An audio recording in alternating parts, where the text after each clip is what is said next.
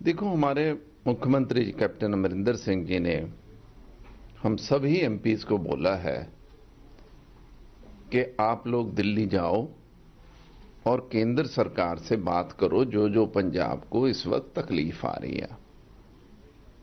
सबसे बड़ी तो जो रेलवे वालों ने, रेलवे मिनिस्ट्री ने सारी रेलें बंद कर दी है, मालगाड़ियां भी दूसरी भी।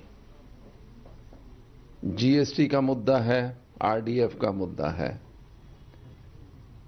देखो, किसान जत्थेबंदियां बहुत दिनों से एजिटेशन कर रही हैं, ये तो अब महीने से ऊपर हो गया, लेकिन फिर भी कैप्टन अमरिंदर सिंह जी ने, उनकी कैबिनेट ने कानून भी पास किए, यूनानिमसली कानून पास हुए पंजाब विधानसभा में। लेकिन साथ ही उन्होंने एक कैबिनेट सब कमेटी बना दी कि भाई वो किसानों से लगातार बात करेंगे, सारी यूनियन से, और जो उनके मामले निपट सकते हैं वो निपटाएंगे।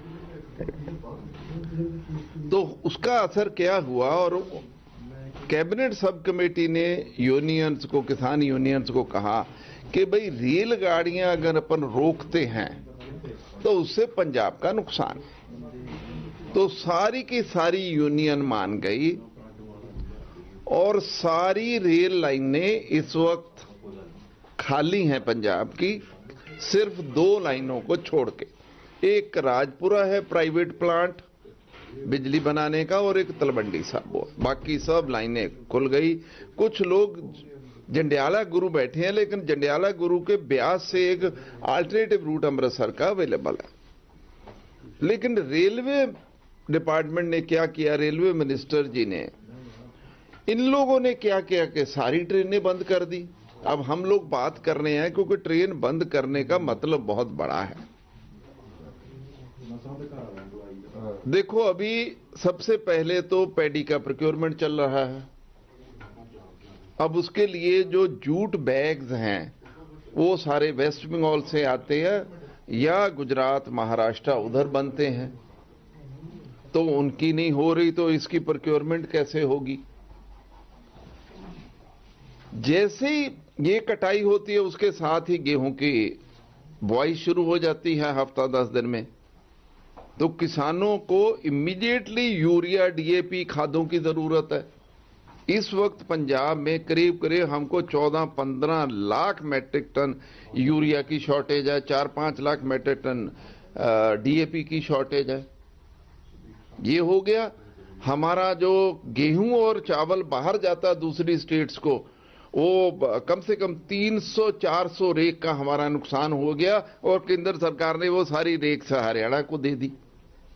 फिर हमारी इंडस्ट्री, ये चौधरी साहब ही बता रहे हैं कि 1700 करोड़ का इनका जलंधर से ही इंपोर्ट एक्सपोर्ट का सामान बंद पड़ा। 15,000 कंटेनर, 10,000 एक्सपोर्ट का, 5,000 इंपोर्ट का, जगह जगह जगह जगह रुका हुआ।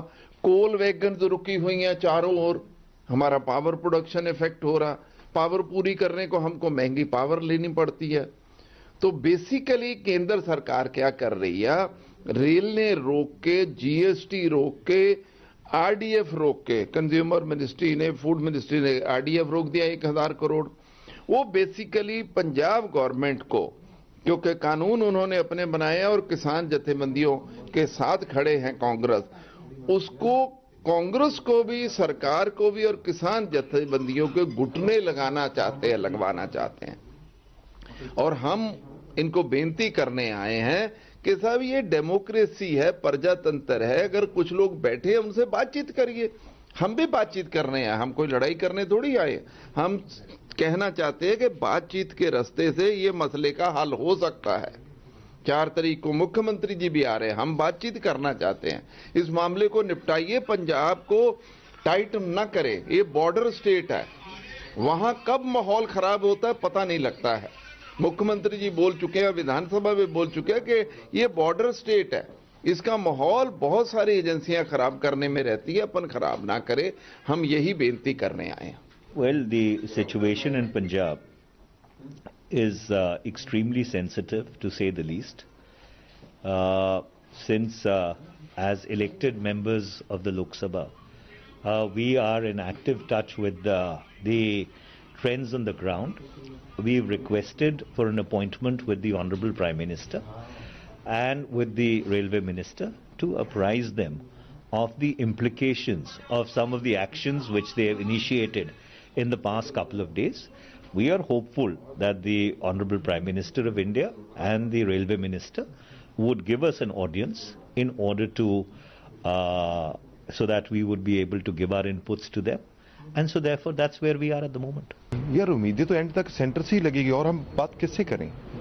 ये कॉन्स्टिट्यूशनल हमारा राइट है और कॉन्स्टिट्यूशनल उनके भाई जिम्मेवारी बनती है कि ये स्टेट के साथ बात करें और जो इशू बना हुआ है जिसके ऊपर सारी पार्टियां एक मत हैं और सारी पार्टियां उसकी सपोर्ट में, क्योंकि हमें तो लोग चुन के भेजते हैं, हम लोगों के नुमाइंदे हैं और जब लोगों को तकलीफ है तो हम सभी लोग चाहे किसी भी पार्टी को वो भी मतलब परेशान है। तो सेंटर को अभी सोचना चाहिए, बात करनी चाहिए, बात नहीं कर रहे, लेकिन उससे ज्यादा तकलीफ ये है कि ये और सख्त रुख अपना रहे हैं उनके ऊपर, एजिटेशन सख्ती से बंद करना चाहते हैं, लेकिन ये होता नहीं है, ये कभी भी नहीं हुआ, ये हिस्ट्री है। कोई भी एजिटेशन हो उसको सख्ती से कभी भी खत्म नहीं होता। और दूसरी बात ये पंजाब का एजिटेशन बन गया है और पंजाब की समुची लोगों का एजिटेशन है, खेत मजदूर का एजिटेशन है, किसानों का एजिटेशन है और उसके साथ जितने भी सहायक धंधे हैं उनका सबका एजिटेशन है। किसान ही नहीं रहेगा, खेत मजदूर कहाँ रहेगा, दूसरे लोग कैसे गुजारा करेंगे? उसके ऊपर आप ट्रेनें बंद कर दी है। मुख्यमंत्री साहब ने बड़े तरीके के साथ किसानों के साथ बात करके ट्रेनें चलवाई थी कि आप गुड्स ट्रेनें जाने दीजिए, माल की गाड़ियां जाने दीजिए, उन्होंने इजाजत दे दी। अब कोला खत्म हो रहा है, वहाँ जो माल बना हुआ है एक्सपोर्ट होता है पंजाब से, जलंधर से, लुधियाना से, कुछ अमृतसर से भी होता है, वो सारा रुका पड़ा है।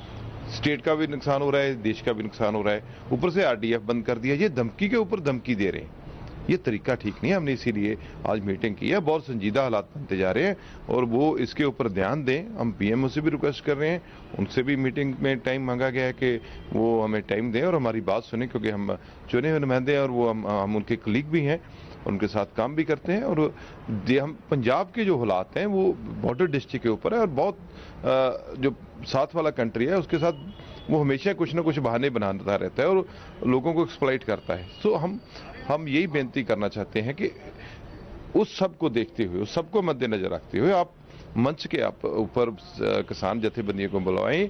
कोई स्टेट में जरूरत है बात करने की, आप मुख्यमंत्री साहब से बात करें और उनको बुला लीजिए और इसको हल कीजिए, इसको आगे मत बढ़ाइए। आगे ये खतरनाक मोड़ लेता जा रहा है।